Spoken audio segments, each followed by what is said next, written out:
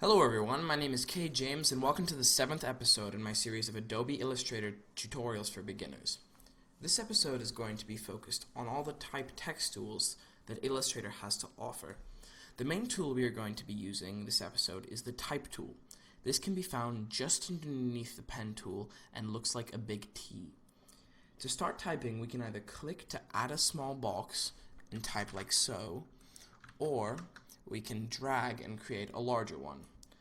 I personally am just going to create a small one right now because I don't have much text that I need to put in. Straight away, you will see that if I write something hello, that right above you immediately have all of your text options such as changing the font, changing the size, and many other things regarding how the text looks. Now, once you have made all your changes, and you click off the text, you will see that a bounding box has appeared around it. You can treat this just like any other vector shape in the sense that you can rotate it, resize it in any way that you want. Now, say that you want to make all those changes regarding font size without having to use the control panel. Luckily, there is a panel for you. You can go up to Window, go down to Type, and onto Character, and you will see that a little box will appear with more options for ways that you can interact with your text. One of my favorite tools that you can do with this text now is called the Touch Type tool. It's right here in this little box, and if I select it, what happens is I can select on an individual character from inside the text box that I want to work on. So for example, say I wanted to make the H bigger, all I need to do is select it and then increase the font size of just that, and you will see that it changes. One thing that you can also do to all text is change the fill and stroke. So for example, say that I wanted to give this one H a specific color. I can change the inside to green and then make the outside stroke to say, let's go for a red. And you can see that that happens.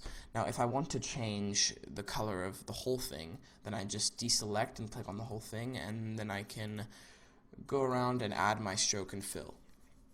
Now, one thing that's great about the Touch Text tool is that you don't have to do much movement of the box yourself, in the fact that they give you other tools that you can use that make it easier to type in ways you want. For example, if you go to the text thing and you click and hold on it, you'll see that a lot more options pop up. So I'm just going to bring out this box for now.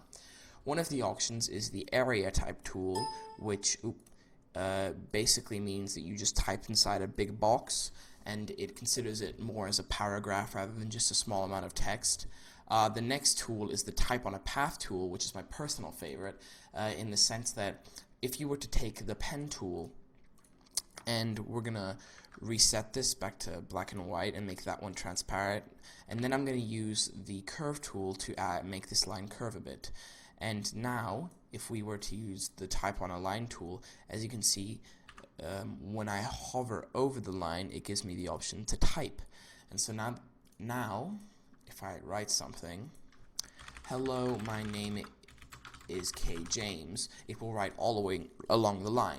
This is great when you want to write along the edge of shape, so you want the text to be centered in the middle of your page or anything like that. It can be really helpful, and it is my favorite tool.